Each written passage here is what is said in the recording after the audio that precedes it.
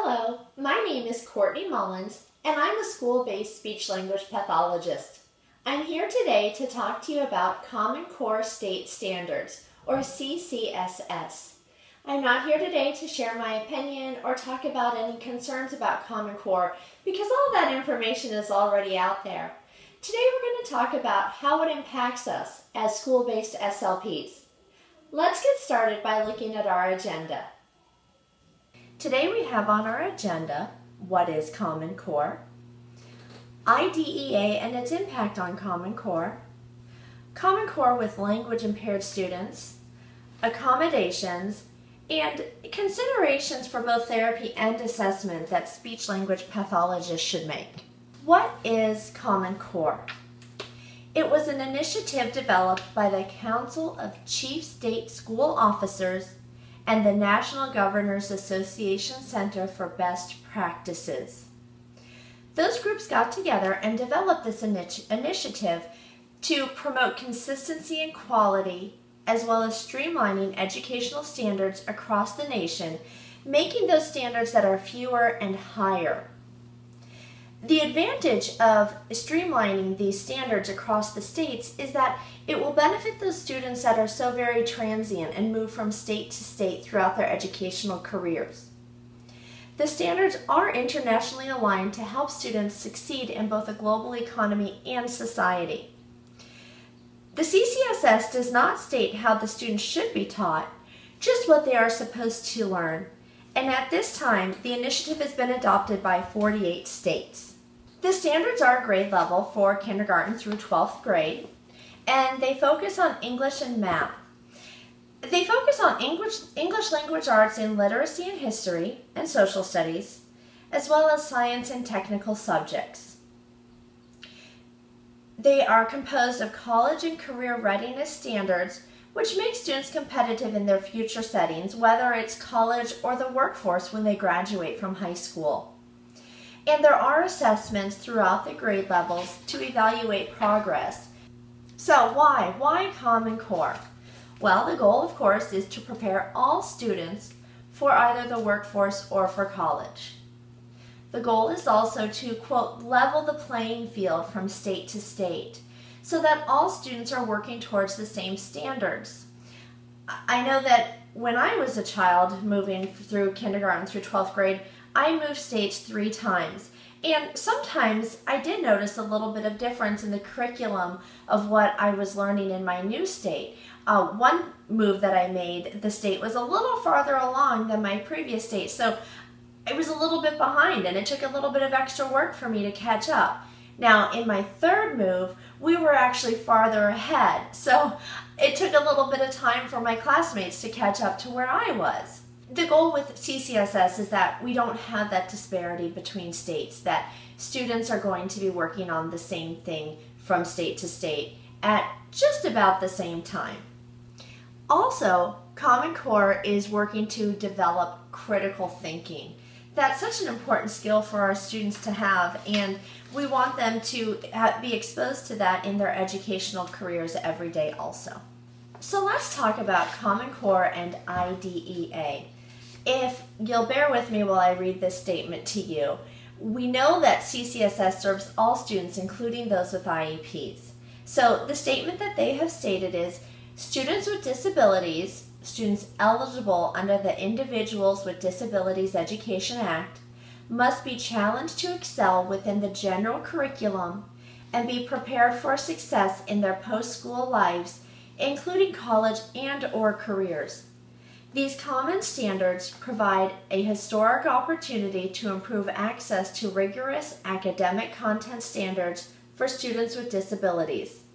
The continued development of understanding about research-based instructional practices and a focus on their effective implementation will help improve access to mathematics and English language arts standards for all students, including those with disabilities. So we're definitely acknowledging that our students under IDEA still fall under the Common Core umbrella. They're not exempt from it. We just need to look at how to help them achieve these standards. So Common Core stresses that UDL principles should be utilized to to allow all students access to the curriculum. Now, for those of us that might need a refresher, UDLs is that Universal Design for Learning. That's the research that guides the development of flexible learning environment to accommodate learning differences. So we need to look at what the student needs to learn and how to get them to that stated goal. And the way that we can do that would be through our scaffolding of instruction as well as accommodations. And we will go into that in a little bit more detail a little later in the presentation. We need to remember that students under IDEA may need flexible means of expression. They might need frequent opportunities for engagement in the curriculum. So how can we do that? Well, they might have an IEP, they will have an IEP with goals to attain those standards. Bear in mind that when we're developing IEP goals and we're kind of keeping the Common Core in mind, we don't want to write Common Core standards as the IEP goal, because those are the standards that every student in every class is needing to learn. For our students with IEPs, we need to look at the standard and see what gaps are missing below that standard. Where can we, as the speech-language pathologist, the ones setting the goals, where can we fill in those blanks? So that's where your goal writing will come from, is working to fill in those blanks, those holes in their learning that they need to achieve in order to meet that Common Core goal for their grade. We need to ask ourselves, do the students need support or related services to access the general curriculum? Would that be, of course, us, the speech-language pathologist? Would that be the special ed teacher, the physical therapist, the occupational therapist, maybe even a vision teacher? What does the student need to achieve those goals? Do they need to have the material presented in a larger format? Do they need the material to be pre-taught, to be reviewed after it's been taught? And again, those are things we'll go into under our accommodations. Of course, we want our support members to be able to deliver that high quality, evidence-based individual instruction. So all of those speech-language pathologists, OTs, PTs, special education teachers that are working with the students will be able to provide that high quality, evidence-based, individualized instruction. And thinking about the accommodations, accommodations do not change the standard, but they allow for learning within the framework of the CCSS standard. How does Common Core impact language impaired students? Well, what we're finding with the Common Core is that it's much more language content based. It's composed of more meta-linguistic language, that higher level abstract thinking. We're finding that language is becoming more prevalent in classes where it used to not be. For example, math class. Solving problems is beyond facts and mathematical concepts now. Students must be able to have the language knowledge to explain their thinking. So let's look at a sample third grade problem. Johnny has 12 apples and Sally has 9 apples. If they each eat 2 apples, how many would they have in all? Explain. So the first part of that question is something that maybe our third graders have always had to encounter in their curriculum, but now the explanation part is thrown in there. So with our language impaired students who maybe have a hard time with their sequencing, with vocabulary, with their written language, syntax, this adds a different challenge into their school day for them to encounter and overcome. Also, with our language impaired students, oftentimes they're lacking in that background knowledge. They don't have the experience or the access to language to bring to the table. So it's making things a little bit more challenging for our language impaired students. All right, now thinking about the components of language, let's delve into a few of those. I gave you the math sample on the last slide. So this is demonstrating now that solving math problems has grown beyond knowing the facts and mathematical concepts of addition, subtraction, multiplication, and division. But the students must now have the language knowledge to explain their reasoning and the process of how they came to the solution. So like I stated, when we have a student that has a difficult time with the sequencing skills and doesn't have the language skills to state, well, first I looked at how many apples Johnny had and I subtracted 2. And then I looked at how many apples Sally had and I subtracted 2. And then I added those two numbers together. That's something that we need to start thinking about when we're working with our language impaired students. Students are also required to have a deeper understanding of word meanings in the classroom. There's more application and depth to the word meanings that they're needing to demonstrate. So we're going beyond the standard definition of the word and using a more applied approach to word meaning. While this has always been a part of our educational model, now students are required to do this at a younger grade. So let's look at a grade 2 sample question. The student is required to read a passage about Argentina. And here are the different sample answers. So A says long ago in a small city with a long river. B says a long time ago in the hills of Argentina. C says long ago in a big city in Argentina near a ruler. And D says a long time ago in the palace of the Argentina ruler. So they all start with the words long ago, but they're worded a little bit differently in each question. And for a student that isn't able to see the similarity between that word meaning, that might be a challenge for them. Now let's look at choices C and D. They both end with the word ruler. Well, we know that ruler can mean two different things. It's either something that we measure with, or it's a person that governs a city or a town. For our students that don't have a grasp on words with multiple meanings, that might be really difficult for them. What we're also seeing with these questions is that some of them have very similar answers. And for a student that is not able to discern the small differences between them, they're also going to have a hard time with choosing the correct answer. Now, as speech-language pathologists, we're always going to have the student, of course, refer back to the text. We'll look for the answer in the text, but more and more, the students are not seeing this answer stated in the text, but rather it's more implied. So they're needing to assimilate what they've read and to look to the answers and find the answer that makes the most sense. Let's look at Common Core and pragmatic language. We're seeing standards that focus on social skills. So here are some sample first grade standards. The student will participate in conversations with peers and adults in small and large groups about on-grade topics.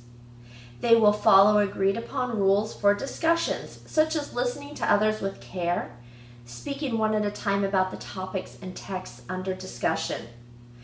They will build on others' talk and conversations by responding to the comments of others through multiple exchanges, and they will ask questions to clear up any confusion about the topics and texts under discussion. We're also seeing the use of non-literal language and idioms. Please, let's consider bringing these concepts into our therapy sessions. So consider maybe beginning to implement an idiom of the day or an idiom of the week as your bell ringer with your students. Or maybe when you're walking to class, start to use idioms and puns and other forms of non-literal language as you're walking. So let's say that it's raining on that particular day. You might say, oh, it's really raining cats and dogs. Well, while you and I know, of course, that cats and dogs aren't coming out of the sky, sometimes for our students that are language impaired, they've never heard these terms. And logically, of course, they understand that cats and dogs are not coming out of the sky, but they don't understand that it means that it's raining very hard. Maybe if a student is walking very slowly, you could say Johnny is slow as a turtle or slow as molasses, and just utilize these opportunities to teach the students non-literal language samples. So looking at some of these social skills samples and thinking about the use of idioms and non-literal language, these are definitely mirrors of IEP goals that I've used over my career. Common Core and syntax. Well, we're seeing more of a grammatical component required through the writing portion of CCSS. There's a renewed interest in explicit grammar instruction. One of the advantages of Common Core is that it does spell out what grades to teach specific grammatical concepts. So this will help guide your assessment and your goal writing because it's, again, telling you where the student should be, and you can then look and see where they really truly are and where you need to come in and do your therapy and your interventions. So that brings us to our assessment portion. How can SLPs assess while keeping Common Core in mind? At this time, we don't have a specific standardized assessment for Common Core. So when we are doing our assessment, we definitely want to be familiar with the standards for our state. And we want to consider the students' weaknesses. We want to consider the input from the teachers on the students' function in class. We want to do our classroom observations, and that will help tell us what diagnostic assessments we should be doing, and that way we can gear our diagnostics to answer the why. Why is the student struggling? Well, if the teacher says they're having a hard time with vocabulary and we give them a vocabulary assessment and there are 2 standard deviations below the mean, then definitely we can see, yes, this is where the student is struggling, and we can gear our therapy sessions towards vocabulary, and we can collaborate with the teacher on vocabulary instruction activities. So how can a speech pathologist help a student as it relates to Common Core? First and foremost, become familiar with the Common Core for your state. Each state will have specific wording with the Common Core standards, so refer to your state educational website for that. Remember that Common Core is built on speaking, listening, and writing skills. And these are all within our realm of expertise. These are all very language-rich activities. So we're looking at the depth of the word knowledge. We're looking at linguistic cohesion, conversational discourse, narration, that's storytelling. We're looking at informational text engagement. What we see is that in primary grades, most of the text is narrative, whereas as they begin to enter the upper level grades, that expository text is the majority of the reading requirements. Common Core is also focusing on inferences, those multiple meanings of words. These are topics we've just discussed, grammar, and of course phonological awareness skills. Let's talk about accommodations. When we're developing our IEPs and looking at accommodations, we need to ask ourselves, what will the student need to be successful? Consider instructional scaffolding. How can we help the student to achieve those goals? Do we need to give them visual cues? Should we give them the actual object that we're discussing when we're talking about vocabulary words? Will the student benefit from just a picture of the object, whether it's a color picture or a line drawing? Maybe they need the notes in an upper level grade, the notes of the lecture handed to them. We can teach our teachers to use closed statements. For example, Tallahassee is the capital of versus what is the capital of Florida. We can collaborate with our teachers and talk about the stimuli that the student may need. Should we present things both auditorily and visually? Maybe the student would benefit from one more so than the other. We can talk about varying our tone during instruction. We can also talk about accommodations that utilize reteaching or pre-teaching of concepts. And perhaps as the speech-language pathologist, that's something that you could do. Rely on the teacher to do the teaching in the classroom, but then you can come in after the fact and review the concepts and see what the student has missed from the lecture. Or maybe even you'll want to get the concepts ahead of time and go over those with the student in a small group so that when they're going to the lecture or the instruction with the teacher, they already have some background knowledge to activate when they're listening. Maybe the student could benefit from graphical organizers, those KWL charts. Those are so beneficial for so many of our students because it's more concrete and it gets the concepts down on paper so that they can really start to understand the lecture or the material that's being presented. Let's talk about collaboration. How can speech-language pathologists collaborate with teachers to address students under Common Core?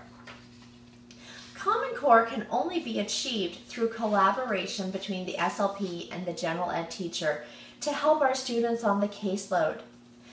Please think about this as an opportunity to share your knowledge and your experience. Advocate for your profession. Embrace this as an opportunity to get out there and get into the classrooms. This is all PR, quite frankly, but it gets your expertise out there. We as speech pathologists have a larger bag of tricks to help our language impaired students than a classroom teacher just might, especially a newer classroom teacher. You might find that teachers are becoming more welcome to your help. Because Common Core is such a different thought process, we're needing to vary our approach to reach those language impaired students. There's such a metalinguistic component to the instruction and what's required for the students to know. And we as speech pathologists have this knowledge in our heads already to help the teachers. Now, consider a variety of service delivery options. Maybe you're the kind of speech pathologist that thus far has always brought the students into your classroom for pull-out language therapy. While that certainly serves its purpose, maybe think about expanding your horizons and pushing into the classroom. Collaborate with the teacher ahead of time on whatever concepts will be discussed in class that day and how you could help benefit the classroom, specifically your language impaired students sitting in that classroom. Maybe the student could benefit from some extra consultation outside of the classroom or therapy time. And that would be you consulting with the teacher on how to best teach the student the concepts. Maybe the student needs some extra monitoring. You could touch base with them for a few minutes every day on how things are going, where their certain struggles are that either the student reports or the teacher reports. And this could be your opportunity to do some of that pre-teaching or reteaching of concepts. Let's work on teaching the teachers how to scaffold the instruction. Let's also raise the teacher's awareness of idioms, puns, and non-literal language. What maybe our teachers don't realize is how concrete some of our language impaired students are, and that when they are incorporating non-literal language into their lessons, that maybe our students are missing that. So with us raising the teacher's awareness, they could begin to check in on our language impaired students' progress and understanding of that non-literal language that they're presenting. And this concludes our presentation.